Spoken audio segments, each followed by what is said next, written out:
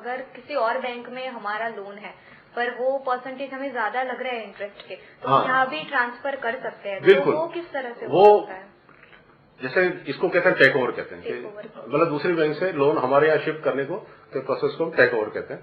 तो take over करना बहुत ईजी है। अगर बैंक में किसी का अच्छा खाता है, ये देखा जाएगा उसके लिए कि वहां उस बैंक में उसका ट्रैक रिकॉर्ड अच्छा है, रीपेमेंट शेड्यूल अच्छा है, अच्छा टाइमली उसने भरा है पैसा कस्टमर ने, तो वो हम इजीली टेक ओवर कर देते हैं। और टेक ओवर का कोई फीस नहीं है, चार्जेस नहीं है। स्कूल एजुकेशन तक जो बच्चा पढ़ रहा है 12th तक जो स्कूल में पढ़ता है, उसके लिए बड़ौदा विद्या है ना, उसको रिक्वायरमेंट के हिसाब से वो लोन देते हैं। और विद्या जो कॉलेज लेवल पे पढ़ रहा है, ये बड़ौदा विद्या एंड ज्ञान तो है डोमेस्टिक, जो इंडिया में पढ़ रहे हैं बच्चे उनके लिए। और फॉरेन में जो बच्चे पढ़ने जा रहे हैं उनके लिए बड़ौदा स्कॉलर के नाम से स्कीम है। तो 4 लाख तक तो बहुत ही लिबरल है, उसमें कोई सिक्योरिटी भी नहीं ली जाती और बहुत सस्ते में रेट में मिलता है लोन।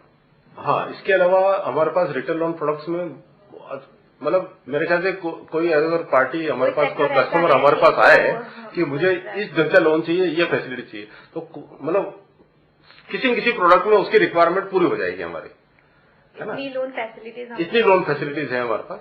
जैसे डॉक्टर्स के लिए भी, अब डॉक्टर्स के लिए अलग से स्कीम भी है, एसएमई लोन में भी देते हैं हम, और रिटेल में भी लोन के लिए बना रखा है। जिसको नर्सिंग होम बनाना है ना, हॉस्पिटल बनाना है और उसको इक्विपमेंट्स खरीदने हैं डॉक्टर के लिए, तो उसके लिए भी हमारे पास बहुत बढ़िया प्रोडक्ट है।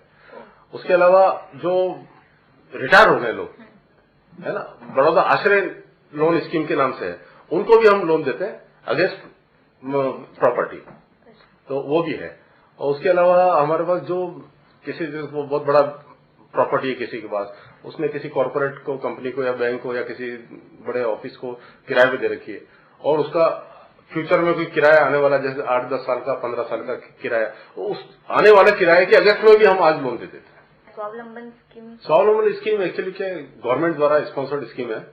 इसके अंदर बहुत ही बढ़िया स्कीम है, जो अनऑर्गेनाइज सेक्टर में जो वर्कर्स काम कर रहे हैं, जिनके पास, हाँ, जो डेली वेजर हैं, जिनके पास रेगुलर इनकम नहीं है, उनके लिए एक पेंशन स्कीम गवर्नमेंट ने बनाई है।